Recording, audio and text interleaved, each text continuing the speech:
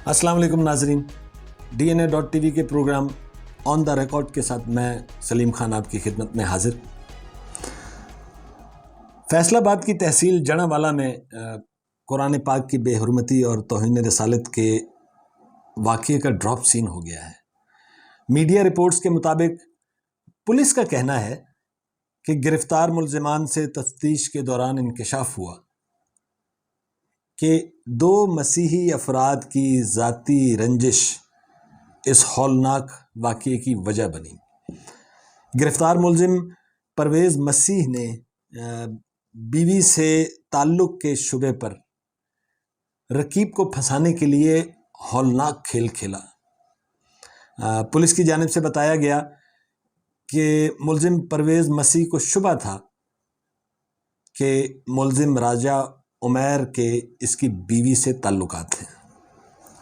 परवेज़ मसीह उर्फ कोडू ने उमैर उर्फ राजा को मारने के लिए अल्लाह दिता नामी एक शख्स को रकम दी और मोटरसाइकिल भी दी, लेकिन अल्लाह दिता इस मंसूबे पर अमल दरामद ना कर सका, जिस पर परवेज़ मसीह ने राजा उमैर को फंसाने के लिए तौहीन कुरान की घिनौनी साजिश की। पुलिस का कहना है कि इस केस के मरकज़ी मुलजिम परवेज़ मसीह और राजा उमैर को कत्ल करने के लिए परवेज़ मसीह ने जिस शख्स को रकम दी, अल्लाह दिता और कुछ लोग, ये सब ज़ेरे हिरासत हैं।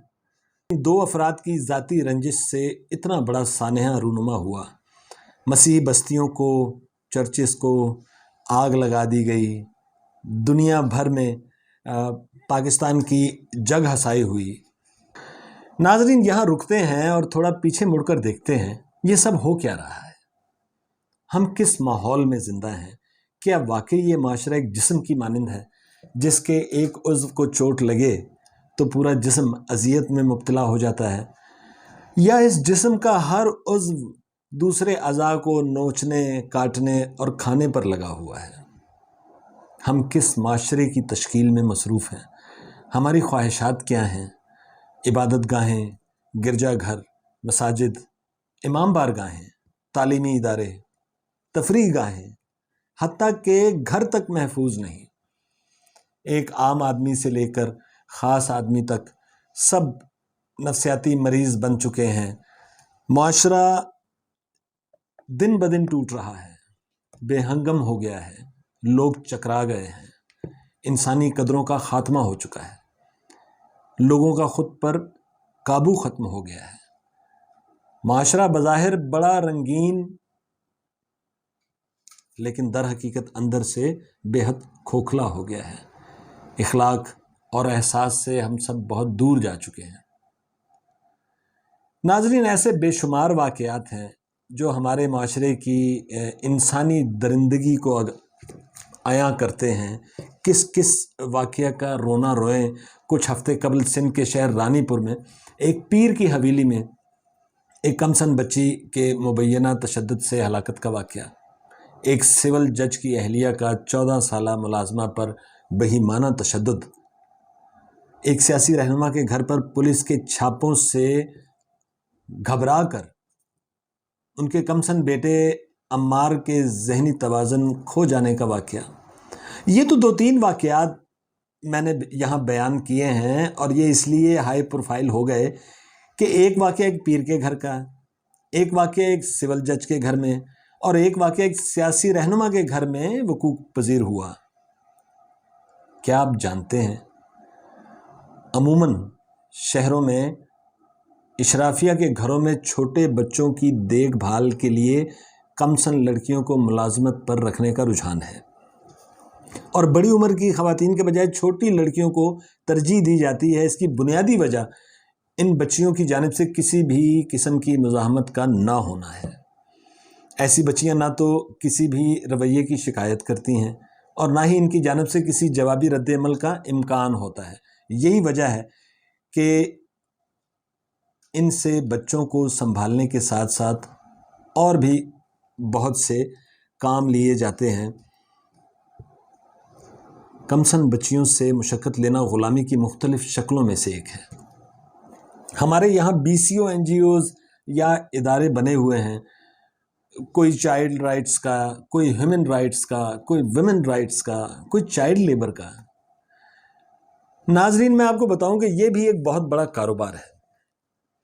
ترقی یافتہ ممالک، ترقی پذیر ممالک میں ان تمام رائٹس کی نگرانی اور بحالی کے لیے اپنے بجٹس میں ایک خطیر رقم مختص کرتے ہیں جو ملینز آف ڈالرز ہوتے ہیں۔ اچھا، ایسا ہرگز نہیں ہے کہ کالی بھیڑیں صرف ترقی پذیر ممالک میں ہی پائی جاتی ہیں۔ یہ کالی بھیڑیں ترقی یافتہ ممالک میں بھی پائی جاتی ہیں، اگرچہ تعداد میں کم ہوتی ہیں لیکن سائز میں بہت بڑی ہوتی ہیں۔ تو ان ترقی یافتہ ممالک کی کالی بھیڑیں ہم ترقی پذیر ممالک کی بھوکی ننگی کالی بھیڑوں کے ساتھ مل کر اس طرح کے ادارے اور NGOز بناتے ہیں۔ ہمارا معاشرہ تو درندگی کا ایک بازار ہے۔ یہ لوگ یہاں سے 2-4 کیسز اٹھاتے ہیں، میڈیا ہائپ کریٹ کرتے ہیں، کھیل ختم، پیسہ ہضم۔ اب زینب الرٹ بل، ڈومیسٹک وائلنس کے مختلف قوانین بن گئے ہیں نا، لیکن اس کے باوجود کیسز کی تعداد میں کمی نہیں ہوئی۔ آپ اس حوالے سے بین الاقوامی اداروں کے اعداد و شمار دیکھیں تو پتہ چلے کہ ہر سال اس طرح کے کیسز کی تعداد میں اضافہ ہی ہوا ہے۔ کیوں؟ کیونکہ یہ سب ڈرامہ ہے، ڈھکوسلہ ہے، دکانداری ہے۔ حکومت کو ایک ہی با اختیار ادارہ قائم کرنا چاہیے جو ان مسائل کے حل کے لیے عملی اقدامات کرے۔ لیکن کون سی حکومت جناب؟ پٹرول اور ڈالر کی ٹرپل سینچری کے بعد چینی بھی ڈبل سینچری کر چکی ہے۔ اور یاد رہے کہ ملک میں جتنی بھی شوگر ملیں ہیں یہ ان سیاست دانوں کی ہیں جو عوام پر حکومت کرتے ہیں۔ یہ نام نہاد حکمران جس عوام سے ووٹ لیتے ہیں، حکومت میں آ کر اسی عوام کا گلا دبا دیتے ہیں۔ بجلی کے بلوں کے خلاف ملک بھر میں احتجاج جاری ہیں۔ ہمارے نگران وزیر اعظم عوام کو ٹرک کی بتی کے پیچھے لگا کر نکل گئے، کہہ رہے تھے کہ 48 گھنٹوں میں عوام کے لیے بجلی کے بلوں کے حوالے سے ریلیف پیکج کا اعلان کریں گے۔ ان کے 48 گھنٹے ہی نہیں پورے ہو رہے۔ بھائی IMF مانے گی تو ریلیف کا اعلان کریں گے نا۔